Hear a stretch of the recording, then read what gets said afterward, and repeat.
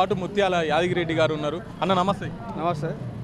ఫిబ్రవరి 30, 2026 కల్లా మావోయిస్టులను అంతం చేస్తామని చెప్పేసి కేంద్రం మాట్లాడుతున్నది. దీన్ని ఎట్లా చూస్తారు మీరు?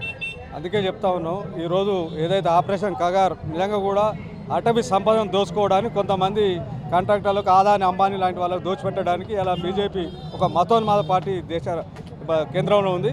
అందుకే ఆపరేషన్ కగార్ పేరుతోటి ఇలా అమాయకులైనటువంటి ఆదివాసుల మీద, నక్సలైట్ల మీద ఇవన్నీ కూడా శాంతి చర్చలు జరుపుతామని ఒక దిక్కుంగా నక్సలైట్ సోదరులు చెప్తా ఉంటే కూడా శాంతి చర్చలు జరపడానికి సిద్ధంగా లేనటువంటి పిరికిబంద ప్రభుత్వం మోడీ ప్రభుత్వం అని మేము చెప్తా ఉన్నాం. అదే కాకుండా ఇవాళ పాకిస్తాన్ టెర్రరిస్టులతోటి మేము శాంతి చర్చలు జరుపుతామని చెప్పి నరేంద్ర మోడీ చెప్తా ఉండు.